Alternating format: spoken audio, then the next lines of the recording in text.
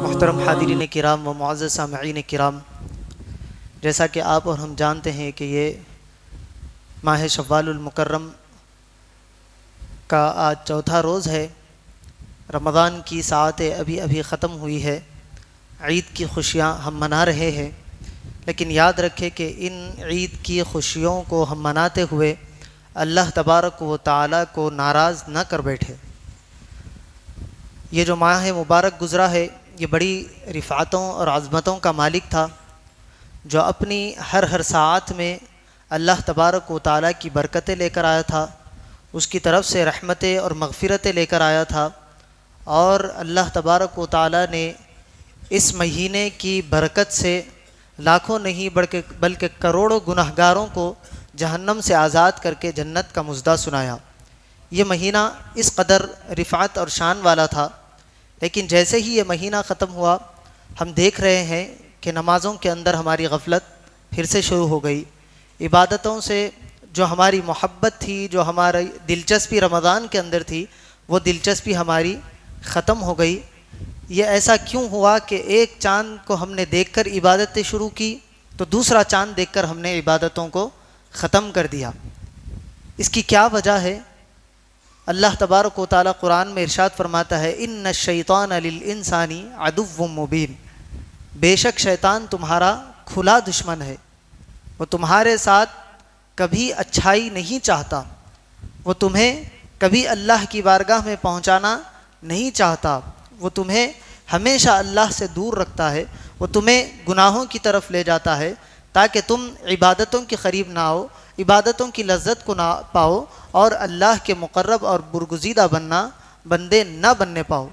یہ شیطان کا ایم ہے، یہ شیطان کا ٹارگٹ ہے، اور شیطان اس کی طرف کوشش کرتا ہے، اور وہ بندے جو رمضان میں جب شیطان بند تھا تو اللہ کے قریب ہو گئے تھے، جیسے ہی رمضان ختم ہوتا ہے وہ اللہ سے دور جانے لگتے ہیں۔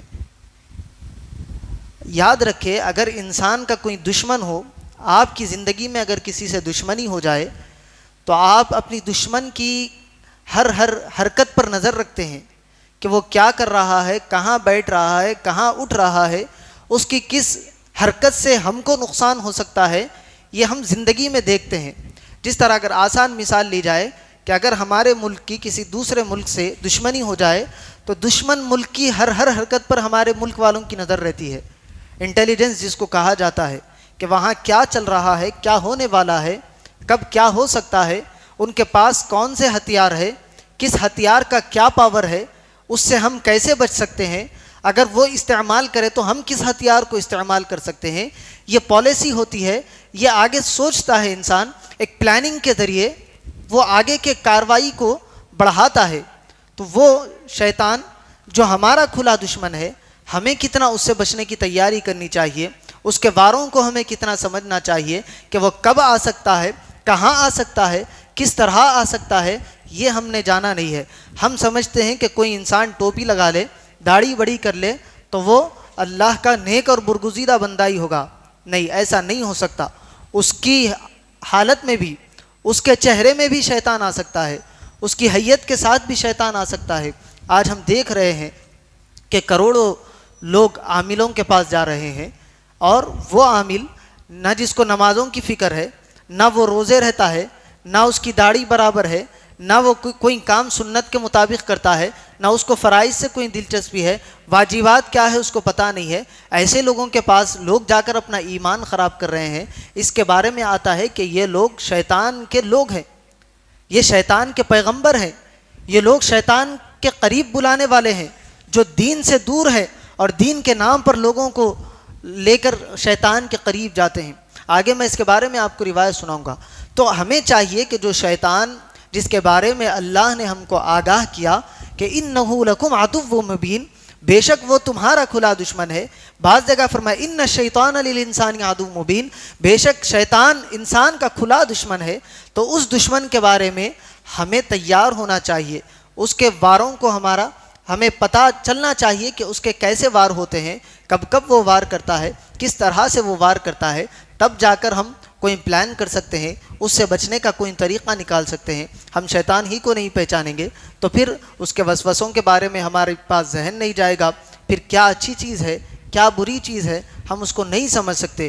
جو ذہن میں ہمارے پاس آئے ہم اسی کو اچھا خیال کریں گے، یا کوئی ہمیں ہمارا بڑا بتا دے یا ہمارا دوست بتا دے ہم اسی کو صحیح سمجھنے لگیں گے۔ یہ انسان کو سمجھنا چاہیے کہ کیا اچھی چیز ہے کیا بری چیز ہے، کیا چیز ہمیں اللہ کے قریب کرتی ہے، کیا چیز ہمیں اللہ سے دور کرتی ہے، اس کو دیکھتے ہوئے انسان کو زندگی گزارنے کی کوشش کرنی چاہیے۔ اور یاد رکھے کہ شیطان سے بڑا ہمارا کوئی دشمن نہیں ہے۔ انسانوں کے دشمن ہو سکتے ہیں لیکن شیطان سے بڑا ہمارا کوئی دشمن نہیں ہے، جس کے بارے میں اللہ نے بار بار ارشاد فرمایا۔ تو اس دشمن کو پہچاننے کی کوشش کرے، اس کے واروں سے بچنے کی کوشش کرے۔ یاد رکھے شیطان جو مردود ہوا، شیطان پہلے کون تھا؟ اللہ کا بہت بڑا عبادت گزار بندہ تھا۔ روایتوں میں آتا ہے کہ اس کے سجدوں کو اگر زمین پر لایا جائے تو زمین کا کوئی ایسا حصہ باقی نہ رہ جائے جہاں اس نے سجدہ نہ کیا ہو۔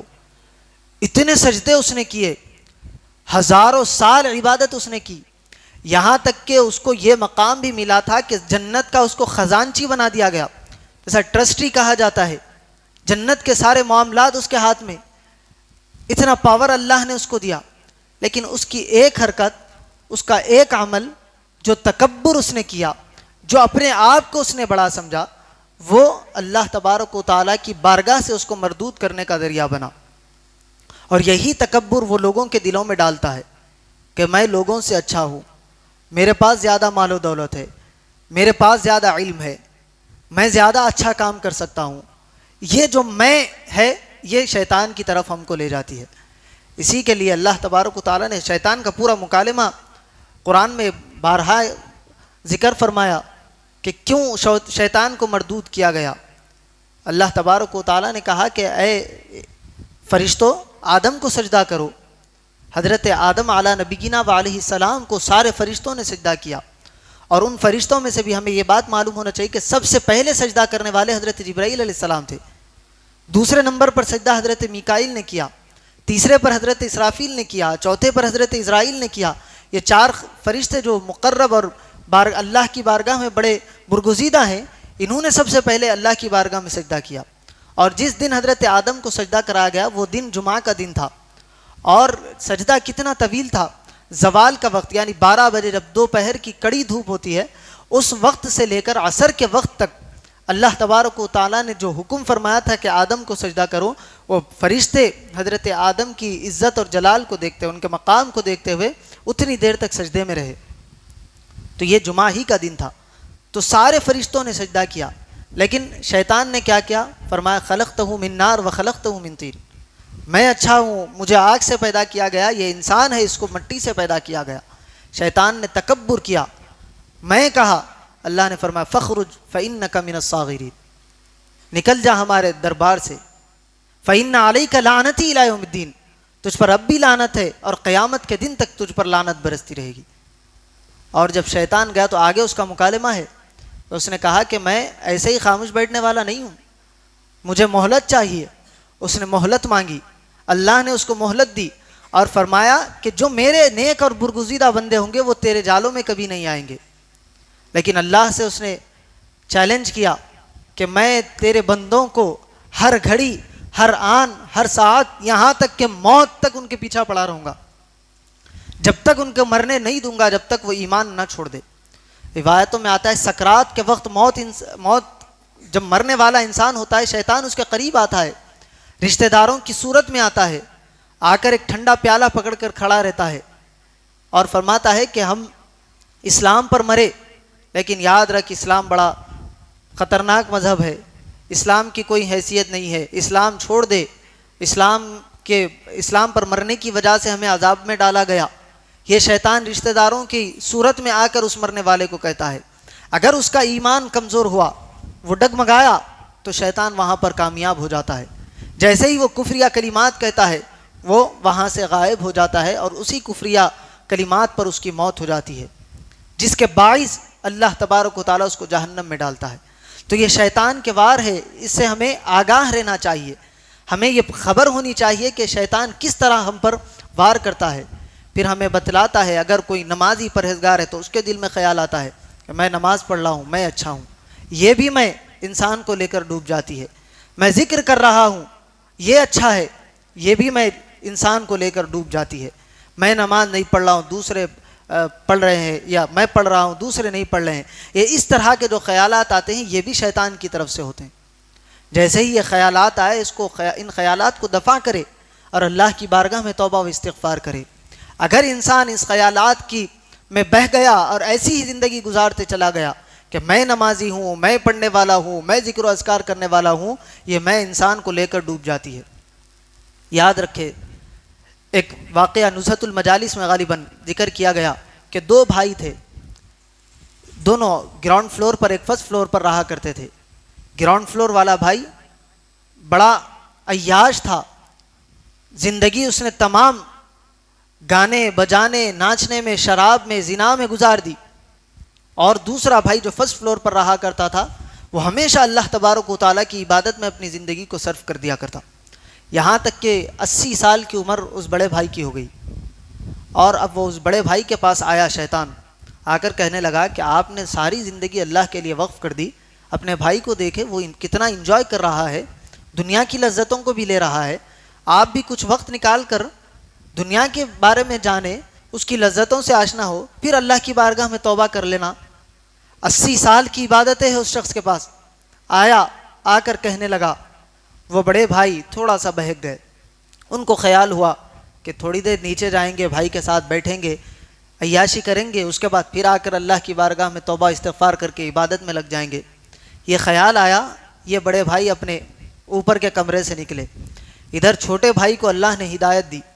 چھوٹے بھائی کے دل میں خیال آیا کہ اتنی ساری زندگی میں نے اللہ کی نافرمانیوں میں گزار دی، شیطان کو خوش کرنے میں گزار دی. اب میں اللہ تبارک و تعالیٰ کی بارگاہ میں جا کر توبہ استغفار کر لوں گا، اپنے بھائی سے کچھ سبق لے لوں گا اور اپنے بھائی کے ساتھ اللہ کے نیک اور برگزیدہ بندوں میں شامل ہو جاؤں گا. یہ یہاں سے گناہگار بھائی اپنے کمرے سے نکلا. یہ دونوں بھائی آپس میں ایک دوسرے کی طرف آ رہے ہیں. ایک نیکوکار ہے جس کو اب گناہوں کی طرف جانے کی خواہش ہے، ایک گناہگار ہے جو نیکی کے ارادے سے اپنے کمرے سے نکلا. آپس میں دونوں کا ٹکراؤ ہوا، بڑے بھائی کا پیر پسلا، وہ چھوٹے کے اوپر گرا، دونوں کی موت ہو گئی. دونوں کی موت ہوئی اور اللہ نے بڑا بھائی جو 80 سال کا عبادت گزار تھا اس کو جہنم میں پہنچا دیا، اور جو چھوٹا بھائی 80 سال سے گناہوں میں زندگی گزار رہا تھا، وجہ یہی تھی کہ وہ نکلا تھا اللہ کی بارگاہ کی طرف توبہ کرنے کے لیے. وہ شیطان کے بہکاوے سے نکل گیا تھا، شیطان کی چال کو اس نے پہچان لیا تھا، وہ شیطان کے مکر و فریب کو جان چکا تھا. وہ جان کر اللہ کی بارگاہ کی طرف آیا. اللہ تبارک و تعالیٰ نے اس کو نیکوکاروں میں شامل کر کے جنت میں پہنچا دیا. تو یہ شیطان جو ہوتا ہے آخری لمحے تک انسان کے پیچھے پڑا ہوتا ہے. اگر ہم عبادت کر رہے ہیں تو یہ ہماری عبادت ہے، اس کی گارنٹی نہیں ہے کہ ہم جنت میں جائیں گے جب تک کہ ہمارا خاتمہ ایمان پر نہ ہو. اگر خاتمہ بالخیر نہیں ہوا تو پھر یہ ساری عبادت یہیں کہ یہیں رہ جائے گی، ہمارا نام اعمال خالی ہو کر رہ جائے گا. تو ہمیں شیطان کے مکر و فریب کو پہچاننا چاہیے. اس کی مثال حضرت مولانا جلال الدین رومی رحمۃ اللہ علیہ نے مثنوی شریف میں بڑی آسان انداز میں اس کو سمجھایا. مثنوی شریف بہت عمدہ کتاب ہے، فارسی زبان میں اشعار کے ذریعے حضرت نے اس کو سمجھایا کہ ایک شخص ہے کہ بازار سے اس نے ایک گدھا خریدا اور گدھا خرید کر اپنے ساتھ ساتھ لے کر جا رہا ہے. راستے میں اس گدھے کی رسی کسی نے کاٹ لی اور راستے سے اس کا گدھا کوئی اور لے کر چلا گیا. وہ اپنی رسی پکڑ کر جاتا ہی جا رہا ہے، پیچھے پلٹ کر نہیں دیکھ رہا. جب وہ اپنے مقام پر پہنچا اور پلٹ کر دیکھا تو کیا ہے، ہاتھ میں رسی ہے، گدھا غائب ہے. اب یہ بڑا پریشان ہوا کہ میں تو لے کر گدھا نکلا تھا لیکن میرے ہاتھ میں خالی رسی رہ گئی. اب اس کے بعد وہ شخص پریشان بیٹھا تھا کہ ایک شخص اس کو کنویں کی جانب نظر آیا. وہ کنویں کی طرف گیا، دیکھا کہ وہ شخص غمگین بیٹھا ہوا ہے. اس نے پوچھا کہ کیا ہوا، کیوں اداس بیٹھے ہو؟ تو اس نے کہا کہ کنویں میں میرا پرس گر گیا، پاکٹ گر گئی ہے، اس کے اندر 100 روپے ہے. اگر کوئی اس کو مجھے نکال کر دے دے، مجھے تیرنا نہیں آتا، نکال کر دے دے تو میں 50 اس کو دے دوں گا، 50 میں رکھ لوں گا. اب اس نے کہا تھا کہ 50 روپے میں تو میں نے گدھا لیا تھا، اگر یہاں سے 50 روپے اس کو نکال کر دے دوں تو میرے اس نقصان کا، اس لاس کا تھوڑا سا بھرپائی ہو جائے گی. یہ سوچ کر اس نے کنویں میں چھلانگ لگائی. بہت دیر تک اس کو ڈھونڈتا رہا، کوئی پرس نہیں ملا. جب وہ پلٹ کر واپس آیا تو وہ شخص جو بیٹھا ہوا تھا اس کے کپڑے لے کر بھی چلا گیا. تو یہ مثال دے کر حضرت مولانا روم فرماتے ہیں کہ یہ شیطان ہے. شیطان تمہیں لالچ دیتا ہے, تمہیں صرف آگے بڑھاتا جاتا ہے, لیکن پیچھے سے تمہارے اعمال کو خراب کرتا چلا جاتا ہے. شیطان تمہیں آگے کی لالچ دیتا ہے, جب تم آگے کی لالچ میں کوئی کام کرتے ہو شیطان تمہارے پیچھے کا پورا سامان, پورے نیکیاں غائب کر دیتا ہے. یہ شیطان کے وار ہوتے ہیں, اس سے بچنے کی ضرورت ہے. انسان کو چاہیے کہ وہ شیطان کو پہچانے, شیطان کے واروں میں نہ آئے, شیطان کے وسوسوں میں نہ آئے. یہی وجہ ہے کہ شیطان کھلا اور ہم نے دیکھا کہ ہماری مسجدیں خالی ہو گئی. شیطان کھلا, اس نے ہمیں عبادتوں سے نکال کر گناہوں کی طرف متوجہ کیا. وہ بندے جو اللہ تبارک و تعالیٰ کی عبادتیں کر رہے تھے, فرض تو فرض ہے, نفل نمازیں بھی اس کے ساتھ پڑھ رہے تھے, وہ فرض پڑھنے کے لیے بھی نہیں آتے. وجہ کیا ہے؟ وہ پھر سے شیطان کی جانب چل دیے. شیطان آیا, پورا زور لگا کر ان کی طرف اپنے آپ کو لے گیا اور ان کو اپنی طرف لے کر آیا. یاد رکھے کہ ہم شیطان کے بندے نہیں ہیں, ہم شیطان کے ماننے والے نہیں ہیں, ہم ایک رب کی عبادت کرنے والے ہیں, ہم اللہ تبارک و تعالیٰ کے بندے ہیں. ہمیں اس چیز کو جاننا چاہیے, پہچاننا چاہیے کہ رمضان ہم سے گیا لیکن ہمارا ایمان ہم سے نہیں گیا. رمضان ہم سے گیا لیکن عشق رسول ہمارا جو ہے وہ ابھی بھی برقرار ہے. رمضان ہم سے گیا لیکن خدا کا خوف, خدا کی محبت ہمارے دلوں میں ابھی بھی ہے. اس کو اجاگر کرنے کی ضرورت ہے. اگر ہم اب بھی نہ سنبھلے تو ہمارے سارے نیک اعمال وہ شیطان غارت کرتا ہوا چلا جائے گا اور ہمیں اس کی خبر بھی نہیں ہوگی. ہمیں ہوش کے ناخن لینے چاہیے. جو عبادتیں ہم سے ہو رہی تھی اتنی عبادتیں ہم نہیں کر سکتے, لیکن 5 وقتہ نمازوں کے لیے ہم وقت نکالے. روزانہ ہم 1 پارہ تلاوت کر رہے تھے, وہ نہیں ہو رہا, آپ روزانہ پاؤ پارہ پڑھے, لیکن جو روٹین ہماری تھی اس کو مت چھوڑے. شیطان آپ کو اب بہت سارے کام یاد دلائے گا, بہت مصروفیات میں آپ کو مبتلا کر دے گا, لیکن تھوڑا سا وقت اللہ کی بارگاہ کے لیے نکالے. روزانہ پاؤ پارہ ہی صحیح قرآن مجید کی تلاوت کرے. روزانہ آپ سے نوافل نہیں ہو رہے ہیں, سنت موقدہ, واجب اور فرض نمازوں کی آپ پابندی کریں. یقیناً انسان اس پر قائم رہے گا, اللہ تبارک و تعالیٰ اس کو اور توفیق دے گا, اس کو اللہ تبارک و تعالیٰ عبادتوں میں لذت دے گا. اس کے بعد وہ بندہ خود بخود آگے آئے گا, شیطان کا اس پر وار نہیں چلے گا. یاد رکھے جو انسان ایک نماز سے دوسری نماز تک, میں نے بارہا یہ حدیث سنائی کہ ایک نماز سے دوسری نماز کی فکر کرتا ہے, اللہ تبارک و تعالیٰ اس کو نمازوں کا بھی پابند بناتا ہے اور اس درمیان میں ہونے والی اس کی خطاؤں کو بھی معاف فرماتا ہے. تو یہ شیطان اس طرف ہماری توجہ جانے نہیں دیتا. اللہ تبارک و تعالیٰ نے ہمارے لیے آسانیاں رکھی ہے, ہمارے لیے اللہ تبارک و تعالیٰ نے مواقع رکھے ہیں, اللہ تبارک و تعالیٰ نے ہمارے لیے ثواب کی شرح میں اضافہ رکھا ہے. اللہ نے یہ پیغام دیا کہ جو بندہ نمازوں کی فکر کرے اس کے پچھلے گناہوں کو معاف کر دیا جاتا ہے. تو ہمیں اس طرف شیطان آنے نہیں دیتا تاکہ ہمارے گناہ معاف نہ ہو. مجھے حضرت امیر معاویہ کا وہ واقعہ یاد آتا ہے کہ ایک مرتبہ آپ کی نماز فجر, آپ آرام فرما رہے تھے, کسی نے آ کر آپ کو اٹھایا. حضرت امیر معاویہ اٹھے, قریب دیکھا تو کوئی نہیں ہے. انہوں نے آواز لگائی کہ مجھے کس نے اٹھایا؟ تو شیطان نے آواز دی کہ میں شیطان ہوں, میں نے آپ کو اٹھایا. تو حضرت امیر معاویہ نے پوچھا کہ تو نے شیطان اور مجھے فجر پڑھنے کے لیے اٹھا رہا ہے؟ تو وہ کہا کہ پچھلی مرتبہ آپ کی ایک مرتبہ فجر کو میں نے آپ کے پاؤں دبا کر قضا کروا دیا تھا, آپ اس وقت اٹھ نہیں پائے تھے, تو آپ نے اللہ کی بارگاہ میں اتنی گریہ وزاری کی, اتنی اللہ کی عبادت کی اور اللہ کی بارگاہ میں توبہ و استغفار کی کہ میں نے فرشتوں کی آواز سنی کہ اللہ تبارک و تعالیٰ نے اس کی وجہ سے آپ کو 70 نمازوں کا ثواب عطا فرمایا. 70 گنا زیادہ اس ایک نماز کا جو چھوٹ گئی تھی اس کا ثواب عطا فرمایا. تو دیکھیں شیطان یہ بھی نہیں چاہتا کہ آپ کو ثواب کی شرح میں اضافہ ملے, تو ان کو نماز پڑھنے کے لیے شیطان اٹھا رہا ہے کہ ابھی نماز پڑھ لو, آپ کو ایک ہی نماز کا ثواب ملے گا. اگر آپ کی نماز قضا ہو گئی پھر آپ ویسے ہی گریہ وزاری کریں گے, ویسی عبادت اور توبہ و استغفار کریں گے تو کہیں اور زیادہ ثواب آپ کو اللہ نہ دے دے. تو یہ شیطان ہے, اس کو ہمیں سمجھنا چاہیے. اگر اس کو ہم نہیں سمجھیں گے تو پھر ہماری تمام عبادتیں رائے گاہ ہو جائے گی. شیطان کے واروں کو پہچانے, اپنے آپ کو ثابت قدم رکھے اور اپنے آپ کو اللہ تبارک و تعالیٰ کی بارگاہ میں ہمیشہ پہنچانے کی کوشش کرے. یہ کوشش کرنا انسان کا کام ہے اور اس کو ثابت قدم رکھنا یہ اللہ کا کام ہے. ہمارا کام یہی ہے کہ کوشش کرے ہر وقت اللہ کی بارگاہ میں پہنچنے کی. آپ کوئی کام کر رہے ہیں, کاروبار کر رہے ہیں, اس سے اسلام نہیں روکتا. اسلام بس یہی چاہتا ہے وما خلقت الجن والانس الا لیعبدون. ہم نے انسانوں کو جنوں کو صرف ہماری عبادت کے لیے پیدا کیا. تو تھوڑا سا وقت اللہ کے لیے نکالے, اللہ کی عبادت میں اپنے آپ کو وقت نکال کر, وقت گزار کر عبادت کرنے والوں میں شامل کرے. بس یہ تھوڑا سا وقت آپ نکالیں گے, اللہ تبارک و تعالیٰ اس وقت کی وجہ سے آپ کے کاروبار میں برکت دے گا, آپ کی دیگر ضروریات کو پورا کرے گا. اللہ تبارک و تعالیٰ آپ کو پریشانیوں سے نکل کر آسانیوں کا راستہ عطا فرمائے گا. یہ اللہ تبارک و تعالیٰ کا قانون ہے. اور یاد رکھے, نمازوں کے پابند ہو جائے. جو نماز نہیں پڑھتا اس کے بارے میں آتا ہے کہ جب وہ قبر میں پہنچے گا تو قبر اس شخص کو ایسے دبائے گی کہ ادھر کی پسلیاں ادھر ہو جائیں گی, ادھر کی پسلیاں ادھر ہو جائیں گی. ایک مثال دیتا چلوں کہ ابھی عید ہماری گزری, ہم نے عید میں گلے ملے. کچھ دوست ایسے ہوتے ہیں گلے ملنے کے بعد ایک دوسرے کو دباتے ہیں. تو یہاں اگر ایک دوسرے کو دباتے ہیں تو تھوڑی سی تکلیف ہم برداشت نہیں کر سکتے وہ دبانے کی. تو اب آپ اس تکلیف کو اور قبر میں ہونے والی اس تکلیف کو یاد رکھیں کہ جب ہم قبر میں جائیں گے, بے نمازی کو قبر ایسے دبائے گی کہ پسلیاں ایک دوسرے سے مل جائیں گی. تو وہ تکلیف کیسی تکلیف ہوگی, اس کو یاد رکھے اور دنیا کی ان تکلیفوں کو یاد رکھے. تو وہ تکلیف کے لیے یہ ہماری تکلیفیں کوئی نہیں ہے اس کے سامنے. انسان کو ہمیشہ یاد رکھنا چاہیے آگے والے معاملات, جو قبر کے معاملات ہے, اللہ تبارک و تعالیٰ نے جس سے ہم کو ڈرایا ہے, اگر وہ انسان کے ذہن میں ہوں گے تو پھر انسان کبھی برائی کی طرف, کبھی گناہ کی طرف نہیں جائے گا. ہم کیا کرتے ہیں, سنتے ہیں, مسجد میں جانے تک ساری کی ساری باتیں بھلا دی جاتی ہیں. کیوں بھلا دی جاتی ہیں؟ کیونکہ ہمارا دماغ ایک جگہ نہیں ہوتا.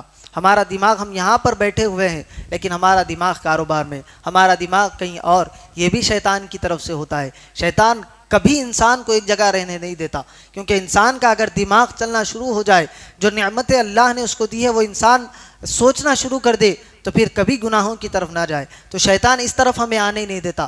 شیطان یہ سوچنے ہی نہیں دیتا کہ اللہ تبارک و تعالیٰ نے ہم پر کتنے احسانات کیے ہیں, کتنے انعامات کیے ہیں. اگر انسان سوچنے پر آ جائے تو کبھی وہ اللہ کی نافرمانی نہیں کرے گا. تو وقت نکالے, شیطان کے وسوسوں سے بچے, اللہ کے برگزیدہ بندوں میں اپنے آپ کو شامل کرے. اللہ تبارک و تعالیٰ کے نے جو فرائض ہم پر احکام جاری کیے ہیں ان احکام کو پورا کرنے کی کوشش کرے.